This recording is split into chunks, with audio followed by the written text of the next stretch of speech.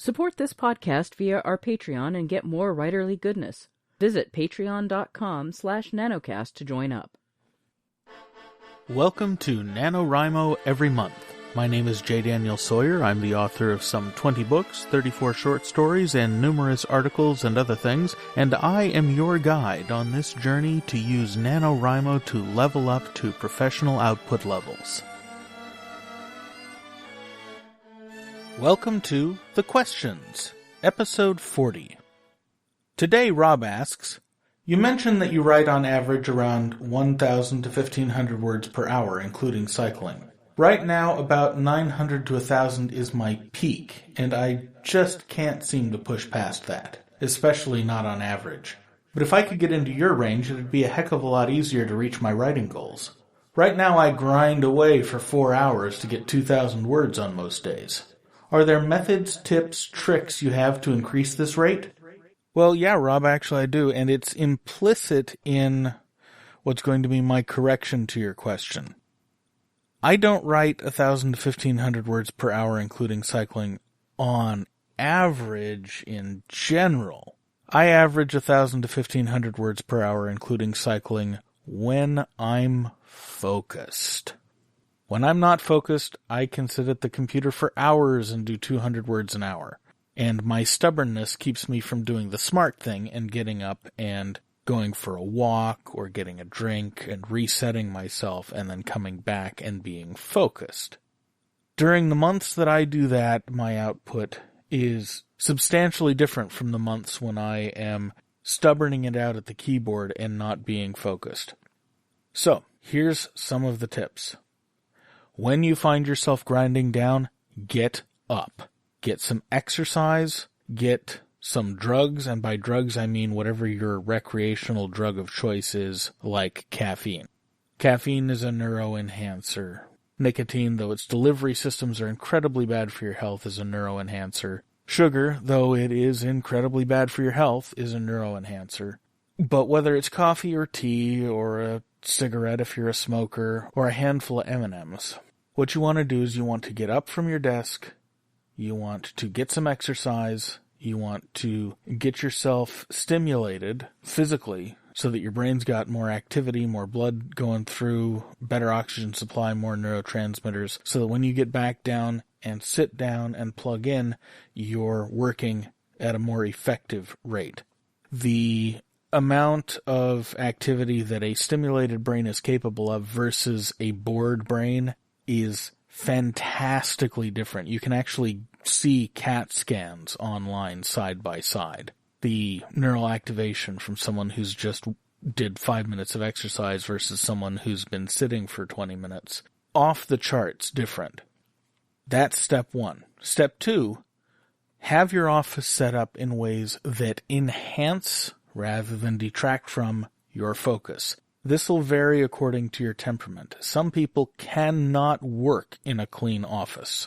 Some people find the visual noise in a dirty office incredibly distracting. Some people cannot work with music in the background. Some people cannot work unless there's music in the background.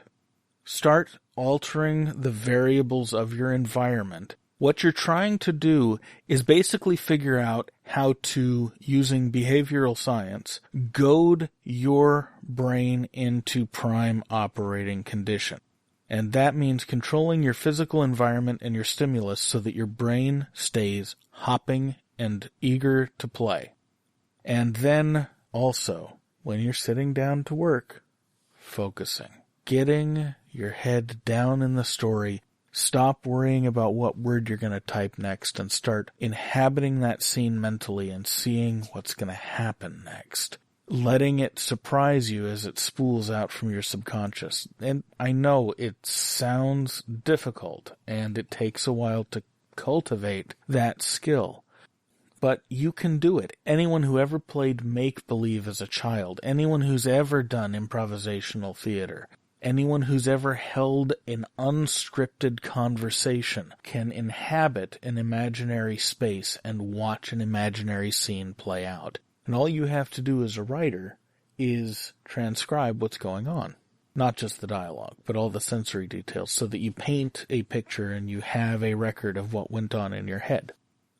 The better focused you can get, the faster you will write.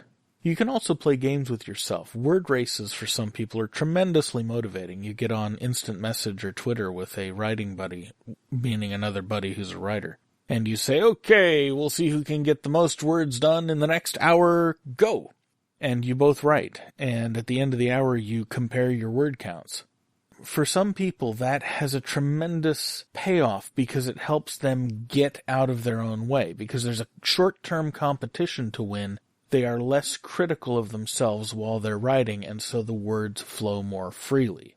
You do enough of that and you start to notice that the words you wrote during word races and the words you agonized over don't have a detectable quality difference between them.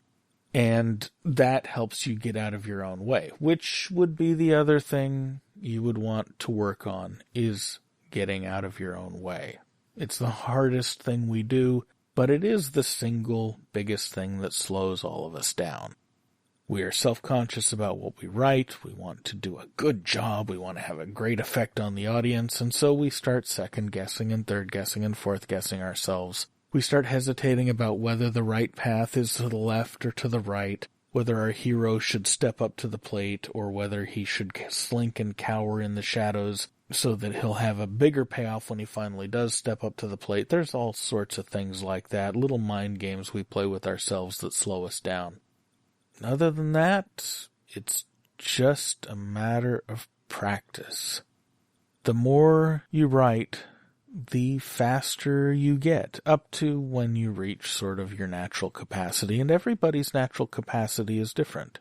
Don't compare yourself to me in terms of what's the right way to do it. If I compared myself to Nathan Lowell or Kevin J. Anderson as to what's the right way to do it, I would die. And I know this because I've done it on a pathological basis. God, I'd kill to write as fast as those guys do. Grumble, grumble, grumble.